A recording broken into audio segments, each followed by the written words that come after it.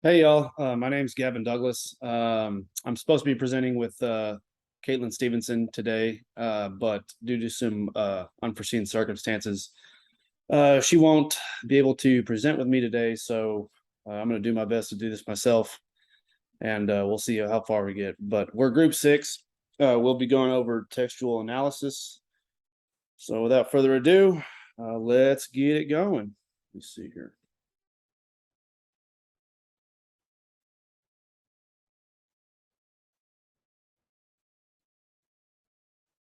All righty. Here's the title page. So textual analysis, by definition, says is the method communication researchers use to describe and interpret the characteristics of a recorded or visual message.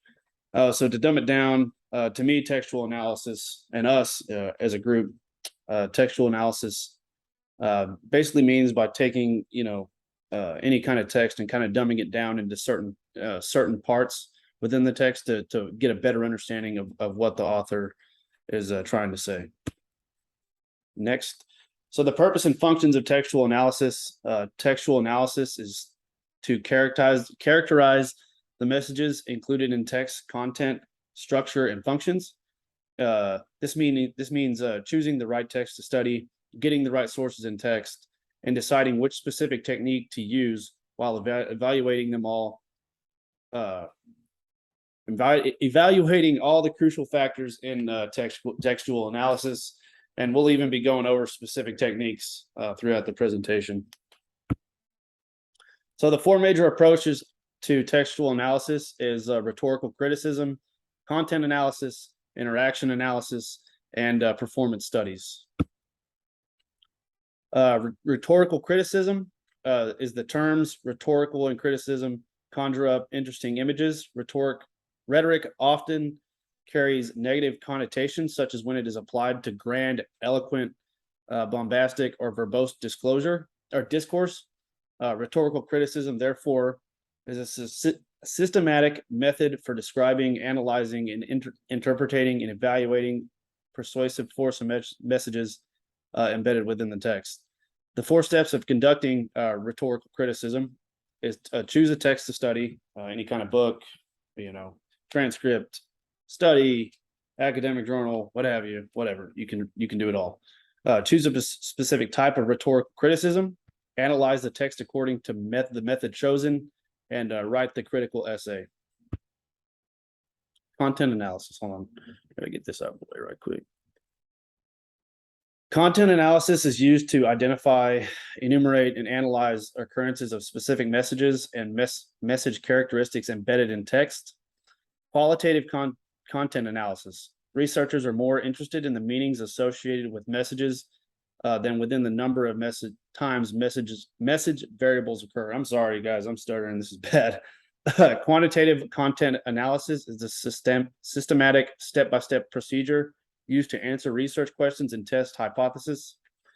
The vast majority of content analysis employ quantitative procedures, which involve selecting text, determining the units to be coded, developing content categories, training observers to code units, and analyzing the data, i.e. Selecting text, choosing appropriate text to study, such as newspapers, magazines, books, public service announcements, and internet messages, which, like I said before, you can pretty much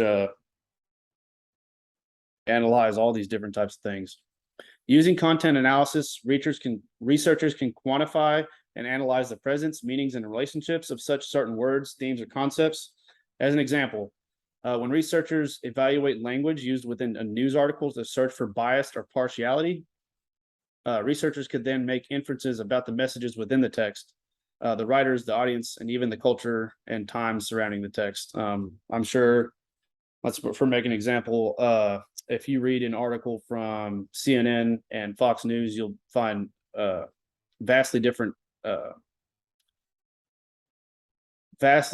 language within the two when it comes to political issues these days. We're not going to dive too deep into that because it's a very sensitive topic, a lot of these, but I hope y'all understand what I'm trying to say here.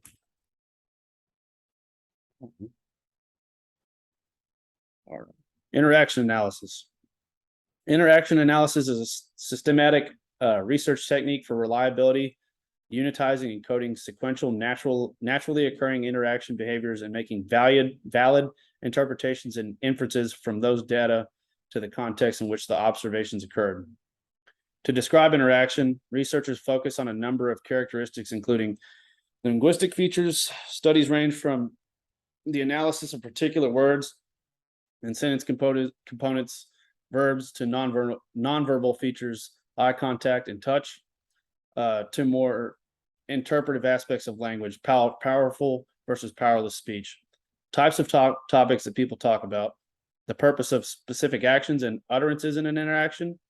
Group decision making requires that group members satisfy 4 fundamental tasks called functional requisites: thorough and accurate understanding of the choice making situation, identification of a range of realistic alternative courses of action, thorough and accurate assessment of the positive qualities. I'm sorry, I'm terrible. Or consequences associated with alternative choices. Thorough and accurate assessment of the negative qualities or consequences associated with alternative choices. I don't know why it's doing that. Performance studies. Performance studies are the process of I don't know how to say that word. Maybe one of y'all can be able to say it, but I can't say it. Engagement with one's own and others' aesthetic communication through the means of performance. Researchers interpret text as a method of inquiry that enables them and audiences to perform and interpret the aesthetic richness of those texts. There are 6 steps in generating and reporting insights in performance studies: selecting, playing, testing, choosing, and repeating. Selecting is identifying the communication act or text they wish to examine. Playing is trying on different vocal and bodily behaviors. Testing establishes the range of legitimate understandings. Choosing is questioning of selecting those valid interpretations to isolate one possible understanding to pursue. Repeating is sets and refines the researcher's chosen interpretation. Presenting is reporting of what has been discovered through public performance, puts on a display for others. Consideration of what the performance researcher has come to understand. Next slide. So textual analysis in action. I don't know why it's not playing, as it did earlier. It's not wanting to right now. Okay, well, that was supposed to be about a 5-minute video. I don't know why it's not playing, but it's based. Oh, well, here we go. Welcome. What we're going to be looking at today is we're going to be looking at how critical thinking can be used to analyze your texts, and basically how you analyze a text, interpret a text using critical thinking skills. Okay, so basically, we'll just go down into the basics first. Every idea, theme, and concept in the text is open for interpretation.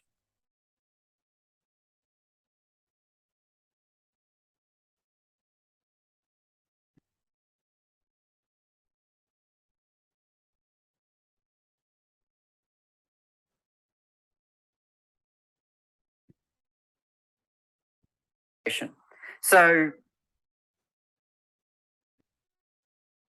nothing is set in stone. Everything can be interpreted and requires your interpretation, not only to understand what it is that's happening in a text, but also to have relevance and meaning to you.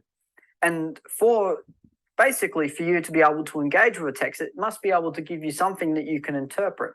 So something that you can read, something that you can feel, something that you can think about.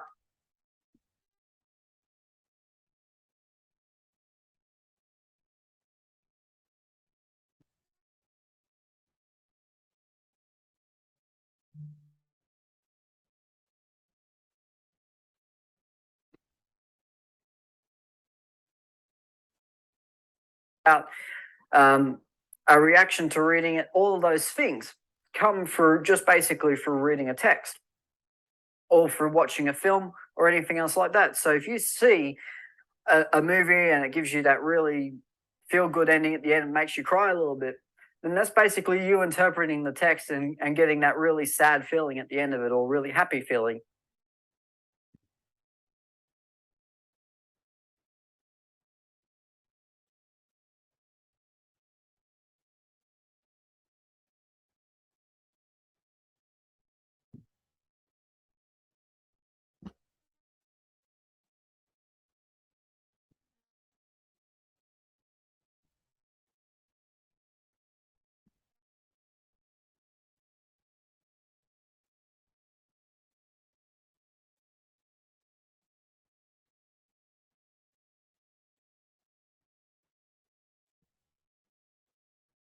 All right, I'm sorry. This thing is taking forever, and I don't know why it's not working or cooperating correctly because it was earlier. But anyway, now this professor here, he pretty much just breaks down what specific.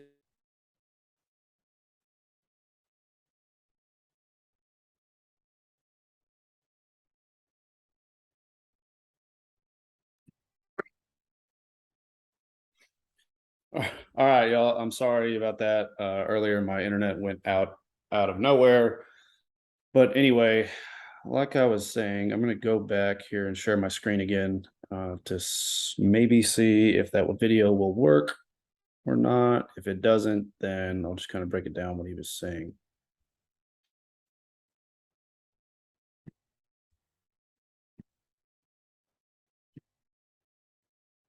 Welcome. What we're going to be looking at today is we're going to be looking at how bad feeling at the end of it, or really happy feeling if it's a happy feel. All right, here we go. This is about the part it's about as far deep in the video as when everything kind of went to crap there. But anyway, let's watch the rest of the video. So this meaning can basically change in virtually any text. Now, don't assume common knowledge, because even facts can basically need to be proven. You can't just basically say that's a fact, it's true because it's a fact. You need to actually prove it's true. All right, so if you're answering a question, you're not just basically listing facts, you're proving why your answer is correct. So for that reason, you can actually choose to ignore some more common analysis and really come up with your own. So you don't necessarily have to stick to the tried and true methods of analyzing a particular text. So if you're looking at a romance story, you don't have to necessarily say it's a romance story, so I have to talk about it being about love. You can talk about a lot of other things which may be important to the text and may contribute just as much to its meaning as love does. So there's not necessarily a common or a common ground on how you need to analyze a text. It is purely up to you. Now, as I said, text can be analyzed independently, which means they can be analyzed independently, not just by you, but they can be analyzed independently of their context and of their author as well, which basically means that you are analyzing it not off what someone else wants or by the opinions of a lot of different people. You can analyze it purely on what you think. And really, in English, that's what we're trying to get you to do, is to analyze it in your own words, in your own voice, and using your own arguments. I mean, if we wanted you to use someone else's argument, we'd get them to write it. But that's not what we want you to do. We want it to be about you, so what you can do. Now, there is no set consensus on how you should analyze a text, only that you're able to justify the how and why in your argument. So in other words, you must be able to prove it. Now, you can use your opinion all you want, but you need to be able to prove it, and you need to write it in such a way where you're using objective reasoning. And in other words, that you are writing about it in an objective kind of way. You're not putting your own personal opinion in there, or basically not taking it personally what it's trying to do, but you are including your opinion in such a way that you're talking about what facts are important to the overall meaning in the text.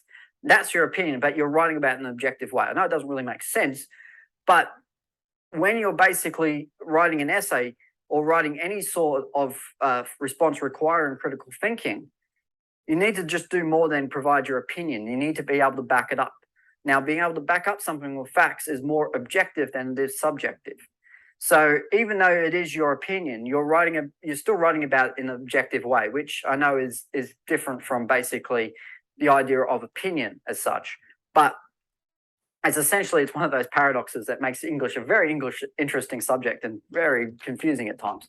But basically, you're writing about it in such a way where you're not just saying, I think this is true because, you're saying it is true because. All right, so you're using your opinion, just not calling it that. All right, it requires basically breaking down a text in its key sections, a bit of note taking, which is always handy, but obviously read it or watch it first, and for you to make some very clear distinctions. So be able to basically interpret it in a very, very clear sort of way. So you're not sort of going through and umming and ahhing and coming up with all these ideas that really don't make a lot of sense.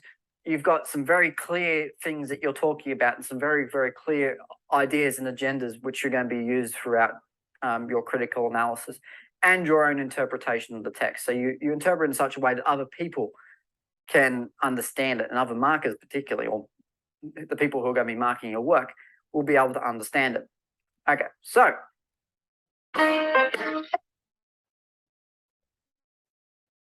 All righty, I'm back. That video wasn't necessarily what we went over, but that's kind of like a dumbed down version of textual analysis. I know I gave you a bunch of very confusing definitions used by researchers and what so have you, but hope you enjoyed it, and hope that shed some light on textual analysis in our way. Here is my references and sources. All right, y'all. I appreciate it. We appreciate your time. Hopefully I didn't confuse y'all too much, and I did well. But anyway, I wish y'all the best for the rest of the summer and the upcoming school year. For those of you that are graduating, congrats to you. Anyway, all right, I'm gonna get off here. Y'all have a good day. Thank you very much.